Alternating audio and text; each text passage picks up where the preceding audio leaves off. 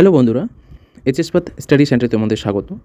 বার্ধক্য ভাতা এবং বিধবা ভাতা ১,০০০ টাকা থেকে ২,০০০ টাকা বাড়ানো হয়েছে, যেটা নতুন সরকার আসার ফলেই এটা হয়েছে। এবং কবে থেকে সেটা চালু করবে এবং অ্যাপ্লাই কবে থেকে হচ্ছে এবং কী কী তোমাদের ডকুমেন্টস লাগবে যারা নতুন অ্যাপ্লিকেন্ট, সেটা নিয়েই আজকে আলোচনা করব, যেটা খুবই ইম্পর্টেন্ট একটা বিষয়।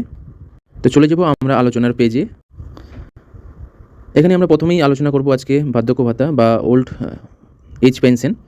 ১,০০০ টাকা থেকে ২,০০০ টাকা করে তোমরা মাসে পাবে। যারা নতুন অ্যাপ্লিকেন্ট আছো তাদের ক্ষেত্রে কী কী যোগ্যতা থাকতে হবে? বয়স আবেদনকারীর কমপক্ষে ৬০ বছর বা তার বেশি হতে হবে। আবাসিক আবেদনকারী অবশ্যই পশ্চিমবঙ্গের স্থায়ী বাসিন্দা হতে হবে। সর্বোচ্চ আয় আবেদনকারীর পারিবারিক বাৎসরিক আয় ১২,০০০ টাকা বা তার কম হতে হবে। ১,২০,০০০ ১,২০,০০০ হবে টাকা বা তার কম হতে হবে। অন্যান্য রাজ্য বা কেন্দ্র সরকারের অন্য কোনো পেনশন প্রকল্পে সুবিধাভোগী হওয়া চলবে না।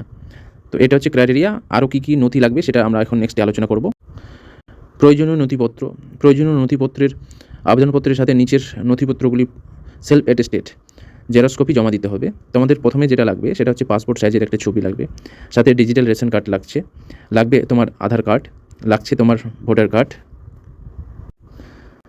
লাগবে তোমার বয়সের প্রমাণপত্র, ৬০ বছরের প্রমাণপত্র বয়সের, লাগছে তোমার ইনকাম সার্টিফিকেট বা বিপিএল সার্টিফিকেট, বিপিএল কার্ডের প্রযোজ্য কপি লাগবে তোমার যদি থাকে, লাগবে তোমার নিজের ব্যাঙ্ক অ্যাকাউন্ট পাসবইয়ের প্রথম পাতার জেরক্স কপি লাগবে, যেটা আইএফসি কোডটা পরিষ্কারভাবে যেন দেখা যায়, অ্যাকাউন্ট নাম্বার এবং আইএফসি কোডটা।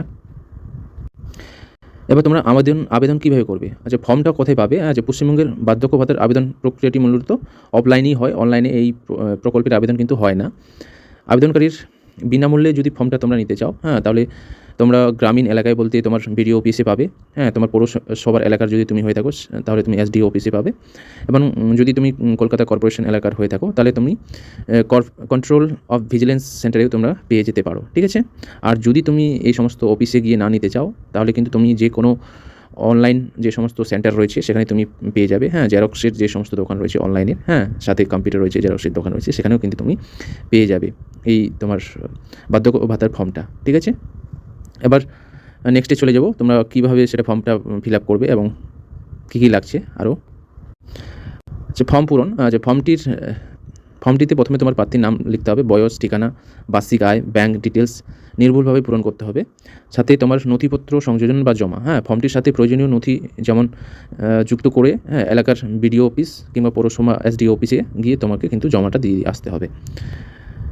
তো বার্ধক্য ভাতার অফলাইন ফর্ম তোমরা কীভাবে ফর্ম ফিল আপ করবে সেটা আমি একটা ভিডিও বানিয়ে আপলোড করব যখন অ্যাপ্লাই শুরু হবে তখন।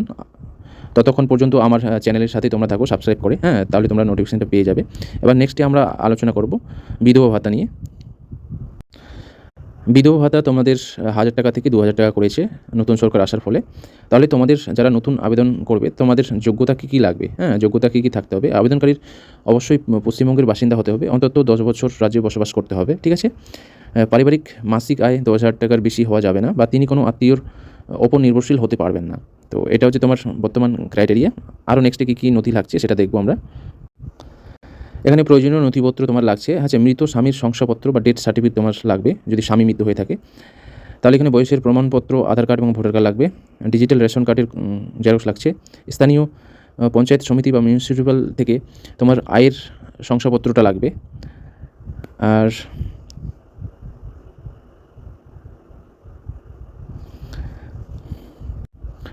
৫ নম্বর তোমার লাগছে ব্যাংকের পাসবইয়ের প্রথম কপি, অ্যাকাউন্টের নম্বর এবং আইএফসি কোডটার জেরক্স প্রথম পেজের, যেটা স্পষ্টভাবে যেন দেখা যায়।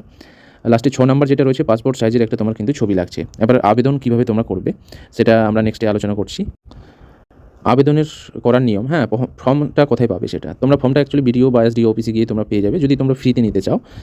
আর যদি তোমরা পয়সা দিয়ে নিতে চাও তাহলে কিন্তু তোমার ক্যাবগুলোতে পেয়ে যাবে। জেরক্স যে সমস্ত দোকান রয়েছে জেরক্সের, তোমার লোকালে জেরক্সের দোকান বা কম্পিউটার যে সমস্ত অনলাইনের কাজগুলো করে সেই সমস্ত দোকানগুলোতে তোমরা কিন্তু পেয়ে যাবে, খুব অল্প মূল্যেই সেটা পেয়ে যাবে, ঠিক আছে? ফর্মটাতে এবার কীভাবে তোমরা ফর্মটা ফিল আপ করবে সেটা একটা এখানে নেক্সটে আলোচনা করব। আচ্ছা, ফর্ম পূরণ, ফর্মটি আপনার নাম, ঠিকানা, স্বামীর নাম, ব্যাংকের বিবরণ সব প্রয়োজনীয় তথ্য খুব সতর্কতার সাথে তোমাকে পূরণ করতে হবে। নথি যুক্ত করতে হবে। ফর্মটা যখন পূরণ হয়ে যাবে তখন কী কী নথি তোমার যুক্ত করতে হবে? ফর্মের সাথে আপনাকে সমস্ত প্রয়োজনীয় নথি সেলফ অ্যাটেস্টেড করে জেরক্স কপি সাথে ছবি সেটে জমা দিতে হবে।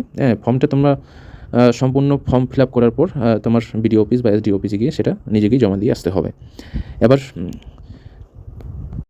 বিধবা ভাতার যেটা ফর্ম সেটা অ্যাকচুয়ালি এখনও চালু হয়নি।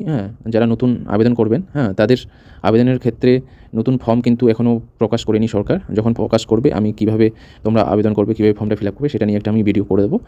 তার জন্য আমাদের চ্যানেলের সাথে থাকো। আশা করব খুব তাড়াতাড়ি এই প্রকল্পের আবেদন শুরু হয়ে যাবে এবং যারা 1000 টাকা পাচ্ছ, যারা আগের পুরনো আবেদনকারী তারা হয়তো 2000 টাকা পাবে এবং যারা নতুন আবেদন করবে তারাও কিন্তু 2000 টাকা পেতে শুরু করবে। তো এটা নিয়ে তোমাদের সাথে আলোচনা ছিল এবং তোমাদের সাথে শেয়ার করার বিষয়টা ছিল। তোমরা ভিডিওটিকে তোমাদের আত্মীয় স্বজনদের কাছে শেয়ার করে দাও এবং তারাও এই বিষয়টি জানতে পারবে এবং তারাও যদি আবেদনকারীর ইচ্ছুক থাকে তাহলে আবেদন করবে। তো এই ভিডিওতে এই পর্যন্তই। থ্যাংক ইউ সবাইকে।